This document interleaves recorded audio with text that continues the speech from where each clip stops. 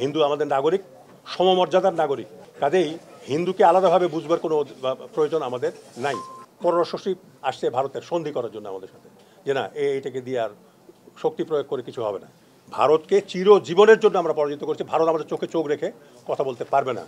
কারণ হলো যে এই জাতীয় ঐক্যের মাধ্যমে আমরা ভারতকে যে মেসেজটা দিয়েছি যে তোমরা যাই কিছু করো, বাংলাদেশকে পরাজিত করা আর সম্ভব নয়। কারণ আমরা পুরো জাতি ঐক্যবদ্ধ।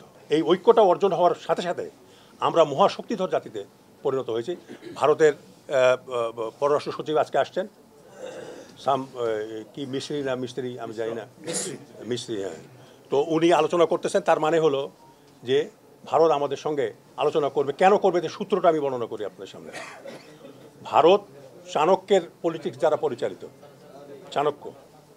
চাণক্যের 4টা রাজনৈতিক থিওরি আছে: সাম, দান, ভেদ, দণ্ড। যে দেশগুলোর সঙ্গে ভারতের ভূমি সীমান্ত রয়েছে সেই দেশগুলো হলো ভারতের শত্রু, অর্থাৎ আমরা ভারতের শত্রু। কাজেই ভারত আমাদের উপর 4টা রাজনৈতিক কৌশল প্রয়োগ করে।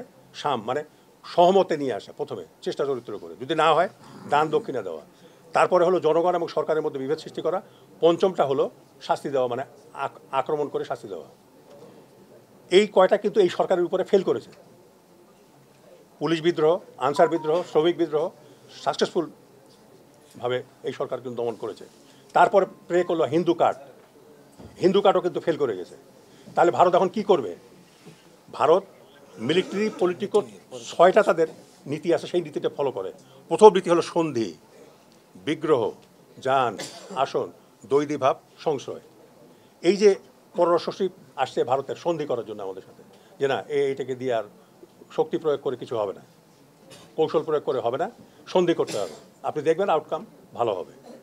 বিগ্রহ, ছোট ছোট অভিযান পরিচালনা করে। এই যে বর্ডারে লোক মারতেছে, এই কয়দিন আগে আমাদের লোককে মেরেছে বর্ডারের মধ্যে। যান, ওই অভিযান চালায়, ছোটোখাটো অভিযান, ভিতরে ঢুকে আমাদের লোককে গুলি করতেছে। আসুন, ওই দেখবেন সীমান্তে বিরাট টাওয়ার তৈরি করে সেখানে বসে আমাদেরকে অবজার্ভ করতেছে। দ্বৈধী ভাব, মুখে বলবে এক, করবে আরেক। আর যদি দেখে যে কিছুতেই শত্রুর সঙ্গে পারা যাচ্ছে না, তখন বড় শক্তির পক্ষপটে গিয়ে আশ্রয় নেয়। কাজে চীনের সঙ্গে পারে না, আমেরিকার গিয়ে রাশিয়ার পকেটে গিয়ে ঢোকে। তো কাজে ভারতের রাজনীতি আমরা বুঝি, ভারত কী করতে পারে সেটাও আমরা বুঝি। অর্থাৎ রাষ্ট্র গঠনের শুরু হয়েছে আমাদের এই 3 তারিখ থেকে। আমি আমার খুব শ্রদ্ধেয় ব্যক্তি ফরহাদ মজা সাহেব, তিনি কিছুদিন আগে ওই যে চিৎবয় কৃষ্ণ দাস, তাকে বুকে জড়িয়ে ধরে বলতে তাকে মুক্তি দিতে হবে। আমি ফরহাদ মজার ভাইকে বলতে চাই, তিনি বলেছেন ওখানে একটা কথা, যে হিন্দুর মন বুঝতে হবে রাষ্ট্র গঠন করতে হলে। না, হিন্দুর মন বোঝার দরকার নাই। হিন্দু আমাদের নাগরিক, সমমর্যাদার নাগরিক। কাজেই হিন্দুকে আলাদাভাবে বুঝবার কোনো প্রয়োজন আমাদের নাই। রাষ্ট্র গঠন আমাদেরকে তাদেরকে দিয়েই করতে হবে যারা রাষ্ট্রকে ভালোবাসে, দেশপ্রেমিক। রাষ্ট্রের যে শক্তি, এই শক্তির উন্মেষ ঘটাবার জন্য আমাদের ওইসব ব্যক্তিদের দরকার যারা রাষ্ট্রকে ভালোবাসে, যারা দেশপ্রেমিক।